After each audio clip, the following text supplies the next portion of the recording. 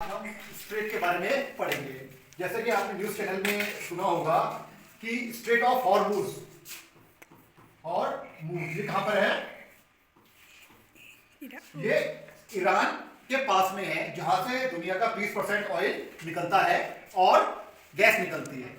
हमारे देश का भी बहुत सारा जो तेल और गैस है इसी रूट से या इसी वे से निकल के आता है। लेकिन जब लड़ाई चल रही है ईरान और यूएस इजराइल के बीच में, तो ये जो हिस्सा है ब्लॉक हो गया है। ये हिस्सा क्या हो गया है? ब्लॉक हो गया है। इसी को क्या कहते हैं? Straight of Hormuz. लेकिन हमारा जो मेन उद्देश्य है वो जानना है कि स्ट्रेट किसे कहते हैं। हमें ये जानना है कि स्ट्रेट किसे कहते हैं। तो स्ट्रेट का हिंदी में नाम होता है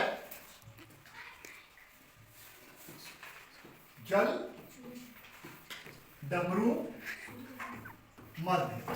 स्ट्रेट को हिंदी में कहते हैं जल डमरू मध्य। जल डमरू मध्य, ठीक है, जल डमरू मध्य। तो इसको जल डमरू मध्य क्यों कहा जाता है? वो इसलिए कहा जाता है क्योंकि जैसे शंकर भगवान जी का डमरू होता है, डमरू आपने देखा होगा ना, कैसा होता है डमरू? ऐसा होता है ना, वैसे ही ये हिस्सा है। यहां पर समुद्र चौड़ा है, यहां पर समुद्र बहुत पतला है और यहां पर भी समुद्र चौड़ा है, ठीक है। इधर भी स्थल है, इधर भी स्थल है। तो यहां पर समुद्र जो चौड़ा है वो क्या है? Gulf of Oman. और इधर जो चौड़ा है वो क्या है? Persian gulf. तो पर्शियन गल्फ और गल्फ ऑफ ओमान एक पतले सरकरी जगह पे मिलते हैं। इसकी डिस्टेंस कितनी है? 32 किलोमीटर। कितना चौड़ा है ये? 32 किलोमीटर। लेकिन जहाज चलने के लिए बहुत कम जगह है जहां पर ये गहरा है, ठीक है। तो जहाज क्या होते हैं? यहां से इधर की ओर निकलकर आते हैं। लेकिन ईरान ने क्या कर रखा है? इस जगह को रोक रखा है। तो मैंने आपको बताया कि इस प्रकार का आकार क्या है? डमरू के आकार का है। इधर से भी समुद्र चौड़ा यानी पर्शियन गल्फ, इधर से गल्फ ऑफ ओमान चौड़ी और इधर बहुत सकरा भाग। इसलिए इसे कहते हैं जल डमरू मध्य। मतलब डमरू की तरह है, यहां से भी मोटा, उधर से भी मोटा, लेकिन इधर से क्या है? सकरा, ठीक है। तो ये कहलाता है जल डमरू मध्य। कौन सा? हॉर्मुज, ठीक है। इसी की तरह हमारा भी एक जल डमरू है जो भारत और श्रीलंका के बीच में, उसका नाम क्या है? पाक जल डमरू। पॉज करो एक मिनट।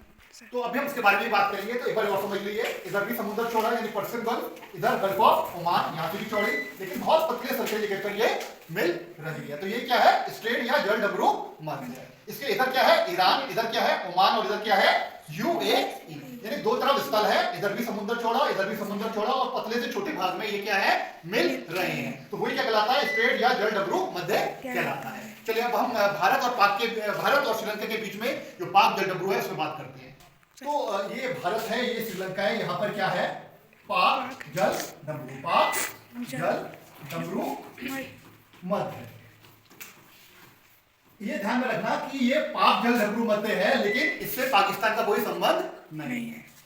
ये खोज करते हुए जिनका नाम क्या था? रॉबर्ट पाक। क्या नाम था? रॉबर्ट पाक, ठीक है। तो उनके नाम पर ये पाक जल डमरू है। तो ये किस किसके बीच में है? इधर भी है मन्नार की खाड़ी। क्या है? मन्नार की खाड़ी, मन्नार की खाड़ी। और उधर क्या है? बंगाल की खाड़ी। यहाँ पर क्या है? बंगाल की खाड़ी, बंगाल की खाड़ी। तो ये बंगाल की खाड़ी और इधर से मन्नार की खाड़ी। यहाँ पर क्या है? एडम ब्रिज है। क्या है? एडम ब्रिज, जिसको हम क्या कहते हैं? राम सेतु। तो इधर भी जो समुद्र है वो क्या है? चौड़ा है। यहाँ भी क्या है? समुद्र चौड़ा है। यहाँ भी क्या है? समुद्र चौड़ा है ना। और इधर भी समुद्र क्या है? चौड़ा है ना। और ये बहुत पतले इलाके में यहाँ पर ये मिल रहा है, ठीक है। ये बहुत सरकरा इलाका है और बहुत कम गहरा है। यहाँ से कोई जहाज होकर नहीं गुजर सकता। तो यहाँ का यदि मन्नार की खाड़ी, मतलब और की मन्नार की खाड़ी, और यहाँ पर क्या है? बंगाल की खाड़ी। ये कैसा बना रही है? मिलकर डमरू का आकार बना रही है। इसलिए इसको क्या कहते हैं? पाक जल डमरू मध्य। और किसके नाम पे है ये? रॉबर्ट पाक, ठीक है। तो हिंदी में तो यो है, क्या पढ़ेंगे इसको? पाक, ठीक है। तो इसको इसलिए पाक जल डमरू कहते हैं। तो आपको समझ में आ गया होगा कि जल डमरू मध्य किसे कहा जाता है। Thank you.